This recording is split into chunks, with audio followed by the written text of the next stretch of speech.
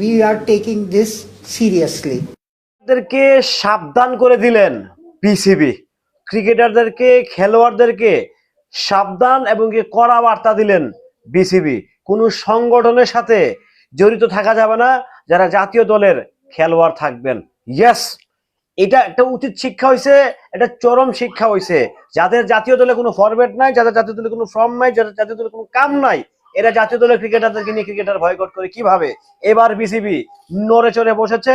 BCB চাইছে এই কোয়াব নামে যে সংগঠনটা আছে সেই সংগঠনে রানিং প্লেয়াররা থাকবে না, থাকবে না, থাকবে না। সেই অনুযায়ী বিসিবি আইন তৈরি করছে। হ্যালো এভরিওয়ান, আসসালামু আলাইকুম। শিমুল আছি আপনাদের সঙ্গে। ঠেলার নাম বাবাজি। বিসিবি চূড়ান্ত লেভেলের শিক্ষা নিছে ক্রিকেটারদেরকে, খেলোয়াড়দেরকে, বিশেষ করে কিছু কিছু খেলোয়াড়দেরকে বিশ্বাস করে।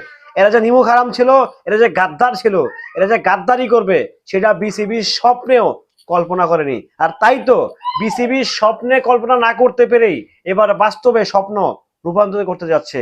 কোয়াপ নামে কিংবা কোনো সংগঠনের সাথে রানিং ক্রিকেটার যারা জাতীয় দলে খেলছেন, আন্ডার 19, 18 এবং কি যারা ইয়েতে খেলছেন, মেন ফরম্যাটে খেলছেন, কেউ কোনো গ্রুপের, কোনো সংগঠনের, কোনো দলের সাথে জড়িত থাকতে পারবেন না, পারবেন না। থাকলেই তার খেলোয়াড় যে তার যে একটা টাইটেল, তার যে ক্রাইটেরিয়া, তার যে প্লেসমেন্ট জাতীয় দলে, সেখান থেকে সাথে সাথে খারিজ করে দেওয়া হবে।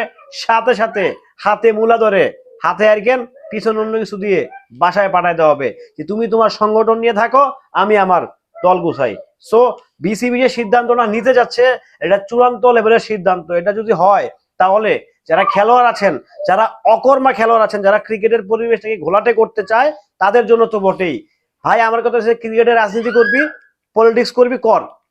ক্রিকেটেও কিন্তু পলিটিক্স হয়, মানে বিভিন্ন পদ নিয়োগ দিতে হয়। এটা ইলেকশনের মাধ্যমেই হয়। প্রায় কত 1400-এর মতো কিংবা 2500-এর মতো, 14,000-এর মতো প্লেয়ার, নিবন্ধিত প্লেয়ার আছে বাংলাদেশে, আপনারা জানেন না হয়তো অনেকে। তো ওই প্লেয়ারটার ওই ভোটটাই কিন্তু তারা, ওই ভোট নিয়ে তারা কিন্তু জিতে, ভোটিং সিস্টেম হয়। তো আপনি যদি ক্ষমতায় আসতে চান, যদি বিসিবির কোনো চেয়ারে বসতে চান, রাইট ওয়েতে বসেন। পিছন থেকে চুলকানি মেরে, পিছন থেকে উস্কানি মেরে, একজনকে খেপিয়ে দিয়ে পুরো টিমটাকে কিংবা পুরো দেশের ক্রিকেটের বাণিজ্য ডুবাবেন, সেই দিন আর হয়তোবা আপনারা পাবেন না। সেই দিন আপনারা হয়তোবা আর স্বপ্নেও ভাববেন না। সেই দিন আপনারা আর হয়তোবা কল্পনা করেও খুঁজে পাবেন না। This is reality, this is reality.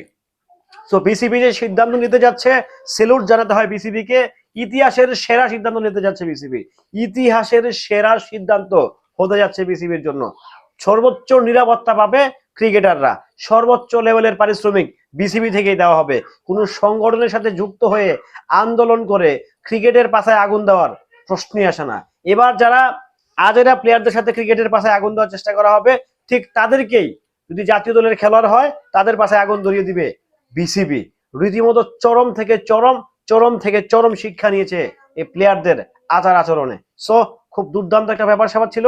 এটা আমার কাছে ভালো লাগছে। আপনাদের কাছে কেমন লাগছে সেটা আপনারা কমেন্ট করে জানাতে পারেন। বাট আমার কাছে ব্যাপারটা খুব দুর্দান্ত লাগতেছে।